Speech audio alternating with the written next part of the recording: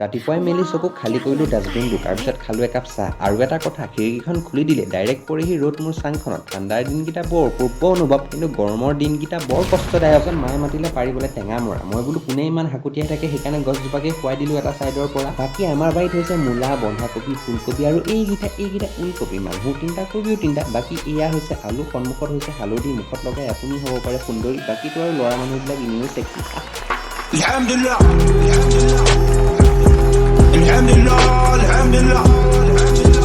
বাকী আজি আমাৰ বাগানৰ লাষ্ট পাত ছিঙে। 4জনী মানুহে ছিঙিছে পাত, আজি ছিঙিছে ঠিকা। ৰখিবচোন, ফোন এটা আহিছে, কোননো হয় বা? হেল্ল' কৃষ্ণ দা, মোৰ 10,000 ছাবস্ক্ৰাইবাৰটো কেতিয়া কমপ্লিট কৰি দিবা? অসমৰ পৰা যোৱাৰ আগতে কমপ্লিট কৰিলে ভাল হয়, নহ'লেতো আৰু খালোঁ মই ভাত, বাগৰিলোঁ অলপ বিচনাত বাগৰি ওলাই গ'লোঁ অলপ চৰি আহোঁ বুলি। দোকানত গৈ কিনিলোঁ এইডাল পাইপ, ইয়াত থাকে বগৰীৰ গুৰি, বৰ সুন্দৰ লাগে। তাৰপিছত আহিলোঁ মই ঘৰলৈ, মাকো দিলোঁ এডাল খাবলৈ। ৰাতি